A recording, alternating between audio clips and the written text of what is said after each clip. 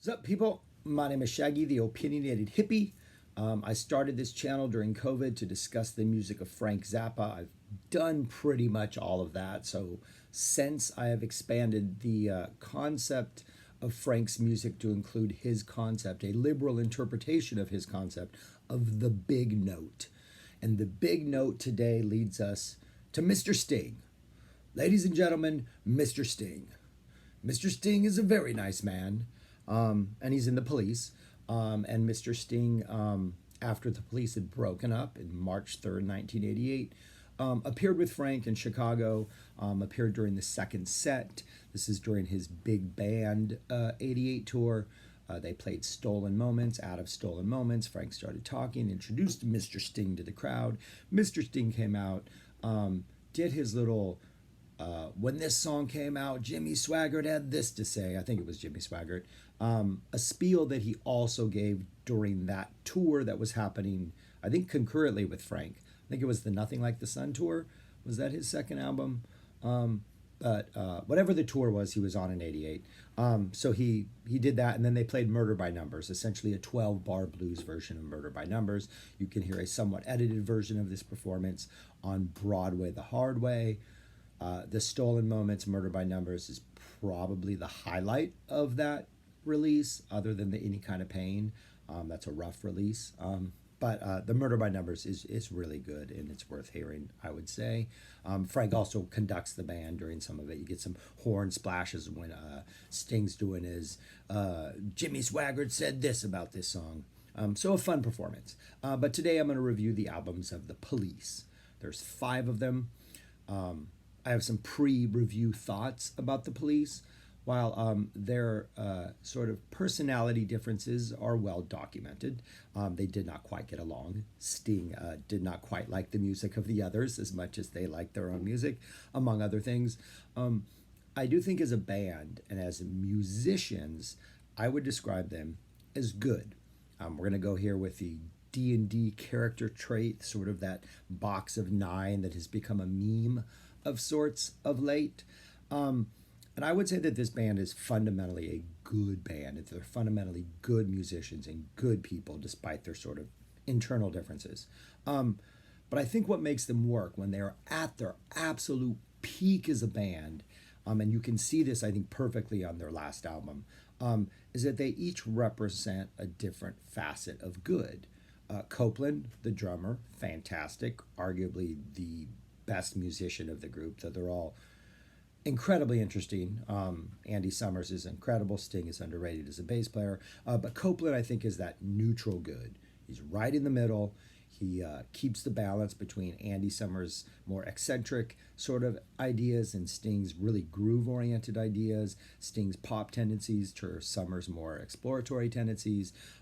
Copeland's songs are a little more middle of the road, a little more conventional kind of post-punk, not pop punk, but post-punk with somewhat of a poppy melodic edge to it. And so he's kind of right in the middle. He's kind of the glue that holds them together.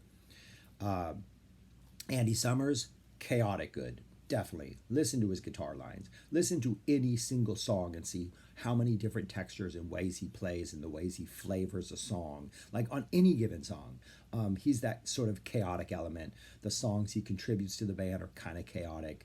He's definitely chaotic good. And then, of course, and he knows it, and his ego is proud of it, you have lawful good. You have Sting. You have the primary songwriter. You have an underrated bass player who provides some amazing grooves. And I think the 3 of them, having the lawful, the neutral, and the chaotic, when they work together musically, it is absolutely fantastic. And I think you hear that really well on their final album. I think the one everybody knows. All of Sting's songs, almost every Sting song on that album was on the radio at some point. Lawful Good appeals to everybody. The songs you heard complained about on that album were Andy Summers' Mother, which is just, it's all over the place, but it's good. It's about your mom. And then Copeland's is kind of in the middle. Some people like it, some people don't. But anyways, but yeah, so I think they represent that. And when they work together, it's a really healthy balance. Also, I have to give props out to Mr. Sting. In 1985, I saw my first Dead show. I also I happened to see the Dream of the Blue Turtles show. One of those was both of those were amphitheater shows, Irvine Meadows in Irvine, Pacific Amphitheater in Costa Mesa, both in Southern California. And both of those shows, going into them, I was somewhat familiar with songs by both bands. You know, I knew the Police's catalog. I didn't have Dream of the Blue Turtles, the album, yet. I knew a handful of Dead songs. And both of those artists redefined those songs in the live context. The Dead reinterpreted their songs. Sting opened with The Shadows in the Rain, this Police song that live sounded nothing like the Police song, and I thought that was absolutely fantastic. So The Dead blew me away in that it was really nothing like I had experienced in my very short time seeing concerts at that point. Where Sting, I was able to sort of wrap my finger, wrap around your finger a little more, because I could see, like, he wasn't segueing in these. There weren't these epic jams, so there were epic jams. Bring on the Night jammed into something. I remember something jammed into Demolition Man.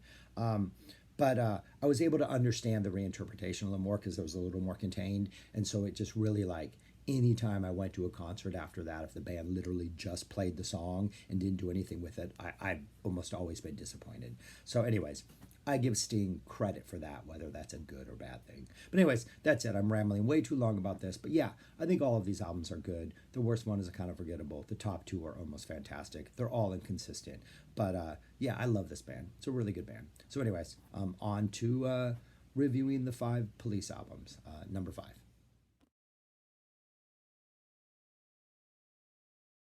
Number 5 is 1981's Ghost in the Machine. Um, Despite having what may turn out to be my all-time favorite Police song, there will be a second video about my top 10 songs, and possibly one of the greatest pop songs of all time, a top 10 pop song. Despite having that song on this album, I think this is kind of just their weakest effort. Just the songwriting, it's not bad. In fact, I don't think there's a bad track on it, where some of the other albums actually have tracks I don't like.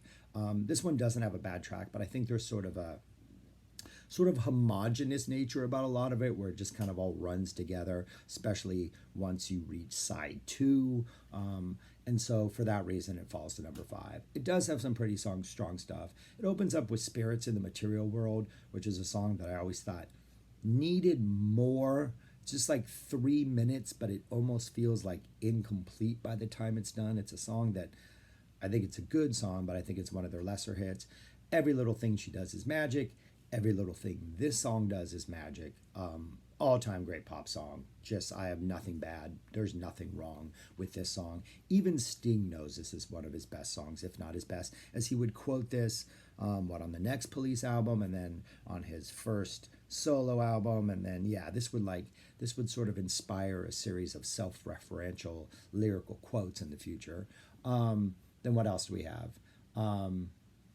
Invisible Sun, which is a really good song. And then everything else from there, I think, just kind of like has its moments. It's not bad to listen to, but it's ultimately forgettable. Hungry for You, Demolition Man, which I think is their longest song, has a nice, they try to get like a guitar solo jammy energy at the end of it, but that's not their thing. That's not what they do best. Their best, as the rest of this catalog will show, is when Sting comes up. This is what I imagine their best songs are like. Sting's like, hey, I have this really cool bass line, this groove. What can you guys do? And Andy Summers like, well, I can do all this crazy stuff. And Stewart's like, well, I can do this crazy stuff. And then they make a song. Those are their best songs, the grooves. This should have been a jam band of epic proportions, because this band could lay down the jams. This album overworks those jams, puts some saxophones in it where they're not needed, just gets things a little too busy. Kind of, you lose that just, it's 3 of us jam in nature, I think. And I think there's a little too much overproduction on this. There'd be too much overproduction on the next one, but it works. And on this one, I don't think it does, because the songwriting's not as good.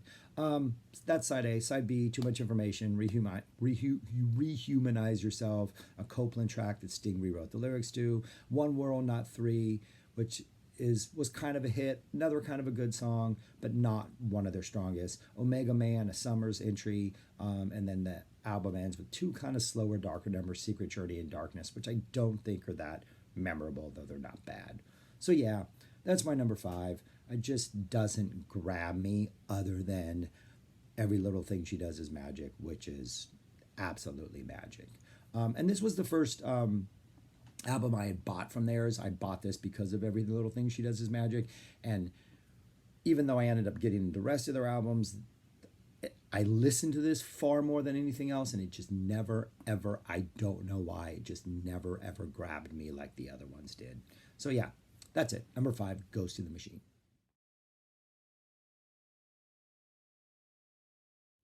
Number 4, Synchronicity, their last album, 1983. If you were listening to music during this time, you have heard Every Breath You Take, King of Pain, and Wrapped Around Your Finger far more than any normal human should ever have to hear a song. And you probably know every note, beat, breath, whisper, lyric of those 3 songs better than you know, like the back or front of your own hands. Those were all over the place, and every radio station, regardless of genre, seemed to play those songs. I don't ever need to hear them again. But I will acknowledge that I think the fact that Every Breath You Take is about a stalker, apparently the Hinckley Jodie Foster relationship, right, inspired this. The fact that it's about a stalker, but it's been like misunderstood as a love song, which is weird because it's obviously about somebody completely obsessing over somebody else. The fact that so many people think of it as a love song, that and the sort of Bruce Springsteen Born in the USA patriotism misunderstanding are 2 of the great ironies, misunderstandings, just 2 of the great occurrences of rock music, that those things have been elevated to statuses not intended by their author. King of Pain is an interesting number. Wrapped Around Your Finger, I like that story. I think Sting's a good storyteller in songs. But so I can't listen to those songs again. And so when I revisit this, those are all on side 2. When I revisit this album, it's mainly to hear side 1. And I think this would be a higher ranked album for me if it weren't so horribly sequenced. So side A opens with Synchronicity 1, which is a phenomenal upbeat pop jangly song. The second track is the worst song the Police have ever done, Walking in Your Footsteps. Is just a bad song. It's a bad song. Kind of a world music, kind of almost seems like it's the soundtrack to like a Wild Kratts documentary. I don't know if anybody has kids and watches Wild Kratts, that the 2 guys who talk about animals, but it has a cartoony animated kid. I don't know. I don't like Walking in Your Footsteps at all. And then we get a Sting number. Oh my God. We get the utterly abrasive, completely sort of just testing your patience in the best way, sort of a Beefheart meets Tom Waits funneled through some weird other singer. Andy Summers' mother is just, I don't know, it's like, yeah, it's chaotic good at its most chaotic. You get Stuart Copeland's Mrs. Gradenko, which is, I think, one of Stuart's better songs, but I don't think Stuart's songwriting is that strong or memorable. Sorry to be that guy. And then it closes out with Synchronicity 2, which is probably, I think, the highlight for me on this album. Just a great song. It was a pretty big hit. But why Synchronicity 2 does not close out the album, I don't know. Why you have the chaotic mother and the kind of neutral, forgettable Miss Gradenko back to back. Why side B is 4 essentially Sting ballads in a row, the 4th being Tea in the Sahara, a phenomenal song, a great song, inspired by, I think it's The Sheltering Sky, and a story that's told in there about two sisters, I think, who go to have tea with the prince and they wait for him and he never comes back. But a beautiful, beautiful song. But it's sequenced poorly. And 3 of the songs I literally cannot listen to because I've heard them so much. But it's not a bad album. It's just, I think one's opinion of this album at this point in time depends on whether or not you were alive in 1983 and listening to music. Because if you were, you will have a completely different experience with this than anybody who came across it later. But it's definitely worth checking out. It's definitely interesting. There's some great stuff on here. The worst song they ever wrote is on here. But yeah, an interesting listen. And yeah, number 4, Synchronicity.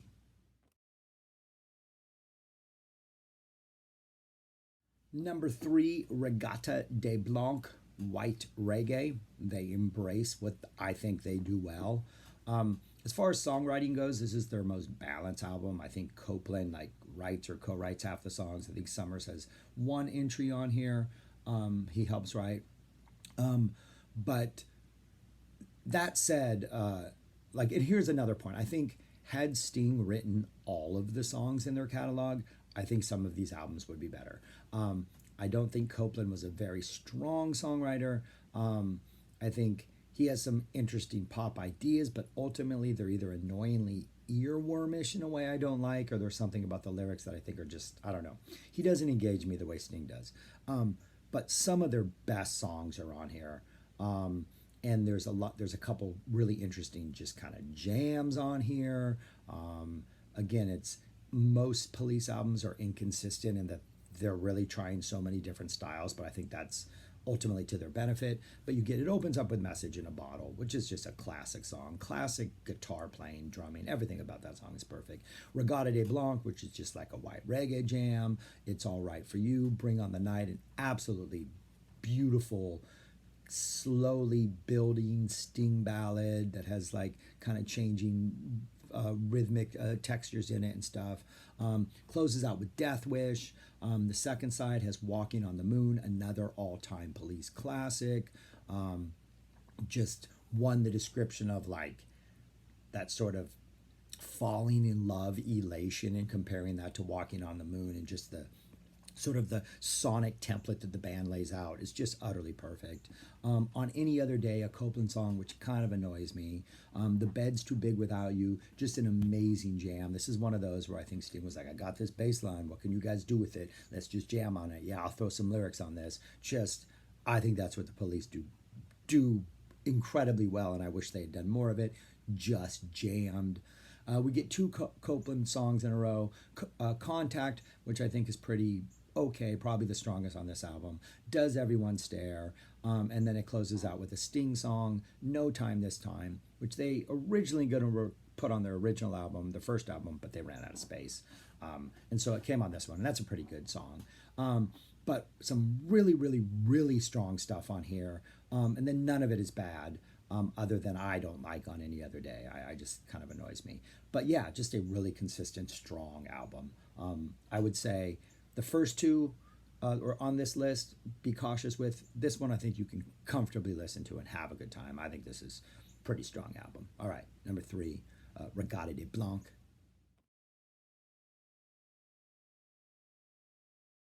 Number 2, Outlandos de Amor, Outlandos, Outlaws of Love, their debut album.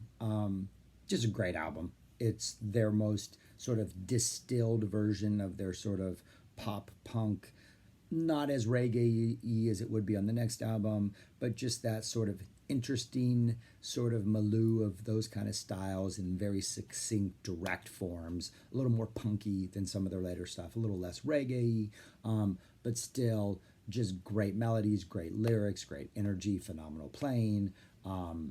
Yeah, just a good album. Opens up with Next to You, just a kind of high energy little rocker. So Lonely, which is a phenomenal song. The sort of epic Roxanne, which is just such a simple idea, but so good. Hole in My Life, Peanuts, a Copeland co-written song, which is pretty good. Side 2 opens up with Can't Stand Losing You, I can't. Truth Hits Everyone, another pretty solid song. A song that as I was going through other people's reviews right before filming this, Born in the 50s, a lot of people just don't like the song. The lyrics are kind of cheesy looking back on what it was like to be born in the 50s and growing up since then. I like it. I think it's a good song. I think it works within the context of all the other songs. Had you just played it to me like as a single on the radio amidst other bands, I might not like it. But over the course of this album, by the time you get to this, I think the born in the, I think that vibe works. I don't know. I like it. The only problem I have with this album is the song Be My Girl / Sally. I don't mind the Be My Girl part, it's a song, but then there's this spoken word sort of interlude that Andy Summers gives, in which he talks about a sex doll, and it very much reminds me of sort of Keith Moon, They did like these radio spots or these weird fake radio plays. And Keith Moon did a lot of the sort of drunken acting rants and stuff, and it reminds me of that.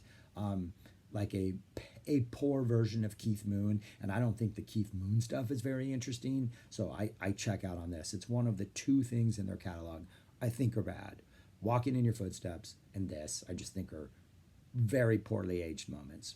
And then it closes out with what is essentially a nice another jam at the very end, Masoko Tenga. So yeah, just a really good, their simplest album, their most direct album, their most sort of everything kind of boiled down to just the three of them doing what they do best.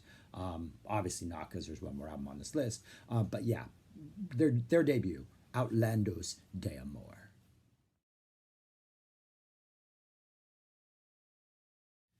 And number one, Zenyatta Mondata.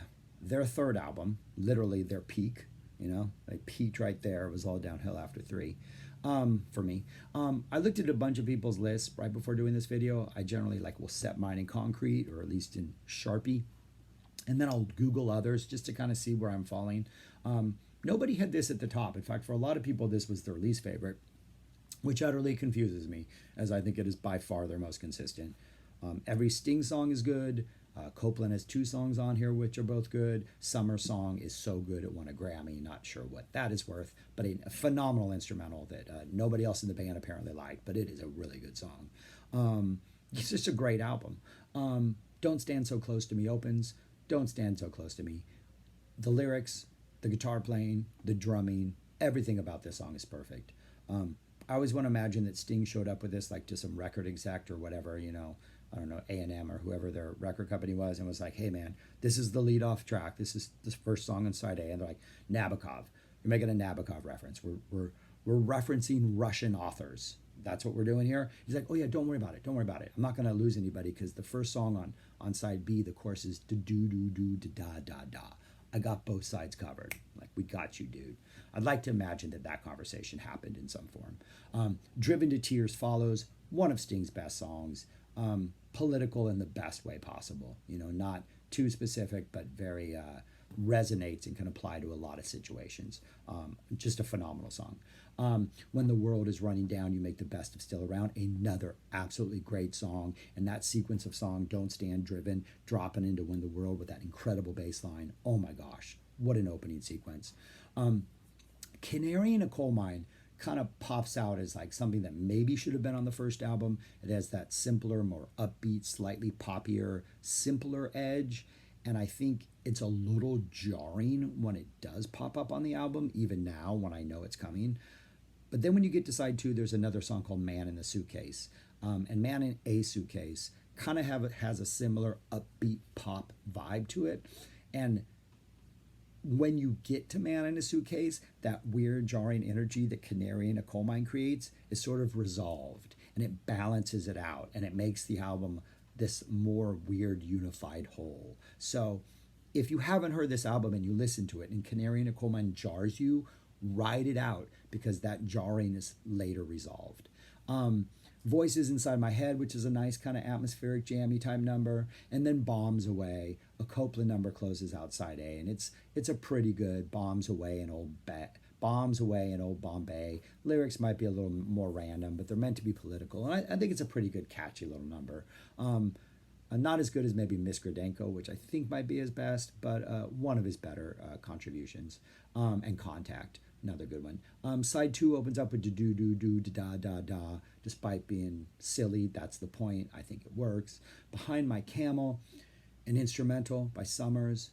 I recently reviewed the entire catalog of Camper von Beethoven. This sounds like a song that would have inspired Camper von Beethoven. It's like an instrumental with slightly Middle Eastern flavors, or definitely sort of Asian flavors that are in there. But it doesn't really go anywhere. It's not jammy. It's just this great atmospheric instrumental. Phenomenal. Then you get Man in a Suitcase. You get Shadows in the Rain, which this version is kind of dark and kind of just definitely not this celebratory jazz number, Shadows in the Rain, that Sting would sort of reinterpret it as on Dream of the Blue Turtles. Definitely a more of an ominous thing. It's almost like they jammed out this thing and then Sting was like, I'm just going to put some lyrics over it, and then just kind of overlaid some lyrics over it, overdubbed some lyrics. It's but great vibe. And then it closes out with another Copeland song, The Other Way of Stopping, which is a nice, Copeland does a good job of closing out both these sides of the albums. Not the strongest track, but it's not a bad track in any way, shape, or form.